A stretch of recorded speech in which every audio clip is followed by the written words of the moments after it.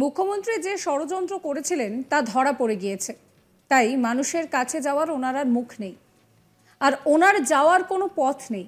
রাজ্যের পুলিশ আজকে তৃণমূলের গুন্ডা বাহিনী হয়ে কাজ করছে। রাজ্যের পুলিশ মন্ত্রী হলেন মুখ্যমন্ত্রী, ওনার যেটা করার দরকার ছিল উনি করেননি। আজকে পুলিশ মন্ত্রীকে কি বরখাস্ত করা উচিত নয়? রাজ্যে গুন্ডা বাহিনীর সঙ্গে সঙ্গে পুলিশকে দিয়েও অত্যাচার করানো হচ্ছে। আমাদের মনে হয় মুখ্যমন্ত্রী পুরোপুরিভাবে দায়ী। সন্দেশখালীর ঘটনায় মুখ্যমন্ত্রীকে ষড়যন্ত্রী বলে আক্রমণ করলেন বিজেপি প্রার্থী রেখা পাত্র। তিনি অভিযোগ করছেন যে মুখ্যমন্ত্রী নাকি পুরোপুরিভাবেই দায়ী। শুক্রবার সন্দেশখালীর আগারহাটির মল্লিকপাড়ায় হানা দেয় সিবিআই। স্থানীয় শেখ শাহজাহানের ঘনিষ্ঠের রহস্যময় বাড়ির মেঝে খুঁড়ে ফেলা হয়। সূত্রের খবর, একটি বাক্সের ভিতরে প্যাকেটবন্দি অবস্থায় বেশ কিছু বিদেশি অস্ত্র বাজেয়াপ্ত হয়েছে, উদ্ধার হয়েছে বোমাও। আর তার সামনে আসতেই গুঞ্জন ছড়ায়, আর তারপরে গোটা এলাকায় চাঞ্চল্য ছড়িয়ে পড়ে। এরপরেই বিরোধীরা রাজ্য সরকারের বিরুদ্ধে মন্তব্য করতে শুরু করে দেয়। এই বিষয়ে বিজেপি প্রার্থী রেখা পাত্র সাংবাদিকদের মুখোমুখি হয়ে বলেন যে রাজ্য পুলিশ আজকে তৃণমূলের গুন্ডা বাহিনীর হয়ে কাজ করছে। রাজ্যের পুলিশ মন্ত্রী হলেন মুখ্যমন্ত্রী, ওনার যেটা করার দরকার উনি করেননি। আজকে পুলিশ মন্ত্রীকে কি বরখাস্ত করা উচিত নয়? রাজ্যে গুন্ডা বাহিনীর সঙ্গে পুলিশকে দিয়েও অত্যাচার করানো হচ্ছে। আমাদের মনে হয় মুখ্যমন্ত্রী পুরোপুরিভাবে দায়ী। ওনার সন্দেশখালীর মানুষের পাশে থাকা উচিত, কিন্তু উনি যাননি। উনি যে ষড়যন্ত্র করেছিলেন তা ধরা পড়ে গিয়েছে, তাই মানুষের কাছে যাওয়ার ওনার কোনো আর মুখ নেই, আর ওনার যাওয়ার কোনো পথও নেই। এই রাজ্যের পুলিশ দিয়ে কোনো কাজ হবে না। এখানে কেন্দ্রীয় বাহিনী থাকুক, কেন্দ্রীয় বাহিনী থাকলে ভোটটা ঠিকভাবে করানো যাবে।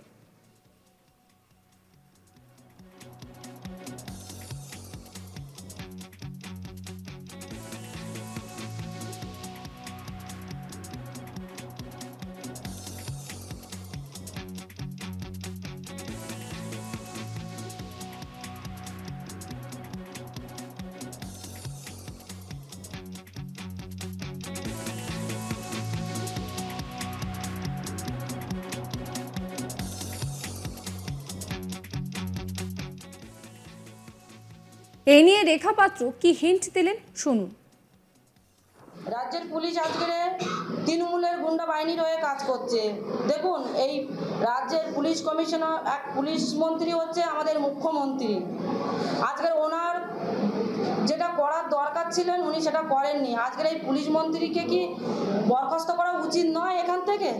আজকের পুলিশ মন্ত্রী কি করছেন? আজকের সাধারণ মানুষের উপর পুলিশ গুন্ডা বাহিনীর সাথে সাথে রাজ্যের পুলিশকে দিয়েও তাদের উপরে অত্যাচার করানো হচ্ছে। কেন করানো হচ্ছে? এটা পুরোপুরিভাবে আমার তো মনে হয় এখানে পুলিশ মন্ত্রী আমাদের মুখ্যমন্ত্রী পুরোপুরিভাবে দায়ী। তো আমরা চাইবো এখানে পুলিশ মন্ত্রী যে মুখ্যমন্ত্রী, ওনার কোনো দায়িত্ব উনি নেবাননি। ওনার আজকের সন্দেশখালী মানুষের পাশে যাওয়া উচিত, এই বসিরহাট লোকসভার প্রত্যেকটা মা বোনের পাশে যাওয়া উচিত। তো উনি যাননি।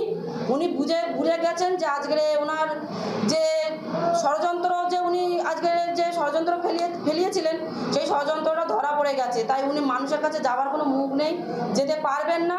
আর আশা করছি আর যাওয়ার কোনো ওনার পথই নেই। তো আমি একটাই কথা বলবো, আজকের এই এনআরসি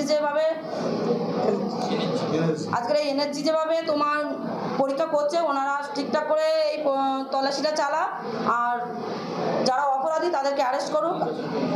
আর নির্বাচন কমিশনার, আমি চাইবো এই আমাদের যে রাজ্যের পুলিশেদের এদের যে যারা দোষী তাদেরকে বসিয়ে দেওয়া হোক। কেননা এনারা তো কোনো সাধারণ মানুষের কাজ করছে না, এনারা কাজ করছে শুধুমাত্র টিএমসি গুন্ডা বাহিনী এবং মুখ্যমন্ত্রীর অনুমতিতে। তো আমরা চাইবো এই রাজ্যের পুলিশ দিয়ে কোনো কাজ হবে না। আমরা চাইবো যেটা কেন্দ্র বাহিনী থাকুক, কেন্দ্র বাহিনী দিলেই আমাদের সেটা সুরক্ষিতভাবে ভোটটা করানো যাবে। কেননা এনাদের এই রাজ্যের পুলিশের হাতে ছাড়লে ভোটটা হবে না। যেমন 2011 থেকে যেরকম ভোট চুরি হয়েছিলেন এই রাজ্যের পুলিশের ওপরে দিলে সেটাই ঠিক সেই 2011-র মতোই আবার ষড়যন্ত্র করে ওরা ভোট বাক্সে সাধারণ মানুষের ভোট লুট করবেন। প্রাণ সংশয় প্রসঙ্গে তিনি বলেন যে মা বোনেদের ওপর যে অত্যাচার হয়েছে সেটা শেখ শাহজাহান বুঝতে পেরেছিলেন, তাই আমাদের প্রাণে মেরে ফেলার জন্য, পৃথিবী থেকে সরিয়ে দেওয়ার জন্য ওরা রেডি হয়ে গিয়েছিল। সেটা সম্ভব হয়নি। সন্দেশখালীর মা বোনেরা দুর্গার স্বরূপ, তাদের জন্য আজ আমার জীবন বেঁচেছে। আর আমাদের মাথার উপরে মাননীয় প্রধানমন্ত্রী তিনি হাত রেখেছেন।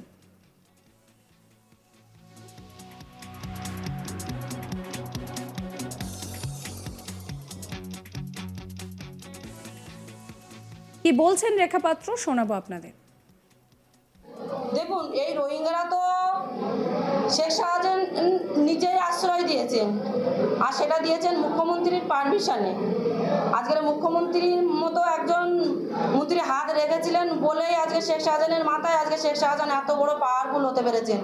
আজকের বাংলাদেশ থেকে যত রোহিঙ্গা পার হয়েছে প্রত্যেককে আজকের আশ্রয় দিয়েছে এবং গরিব যে হিন্দু মানুষ মা বোনেদের যে যারা পরিশ্রম করে আজকের মানুষদের যে চাকরিগুলো সেগুলোও আজকে রোহিঙ্গাদের ভিতরে বিলিয়ে দেওয়া হয়েছে।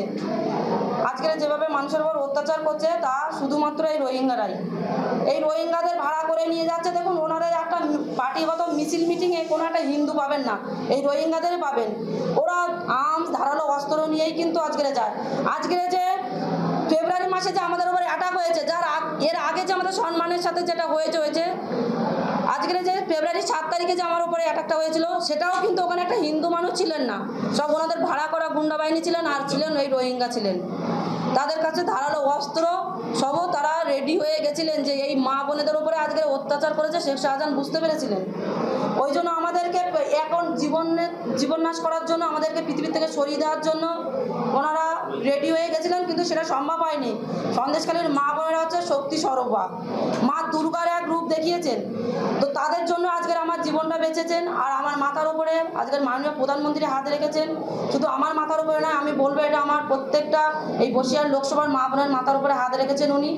তো আমি একটাই যে কথা বলবো, এই বসিরহাট লোকসভার জন্য প্রত্যেকটা বুথে যেন খুব শান্তিপূর্ণভাবে যেন ইলেকশনটা হয়, আমি এটাই চাই। প্রসঙ্গত, সন্দেশখালীর আগারহাটের মল্লিকপাড়ায় সেখানে শুক্রবার হানা দেয় সিবিআই।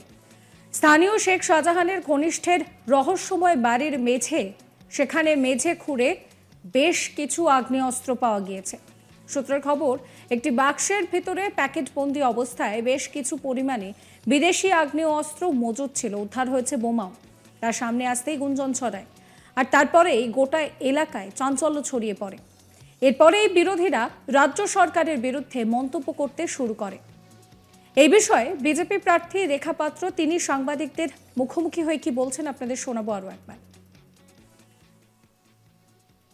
রাজ্যের পুলিশ আজকের তৃণমূলের গুন্ডা বাহিনীর হয়ে কাজ করছে। দেখুন, এই রাজ্যের পুলিশ কমিশনার এক পুলিশ মন্ত্রী হচ্ছে আমাদের মুখ্যমন্ত্রী। সাবস্ক্রাইব করবেন চ্যানেলটিকে।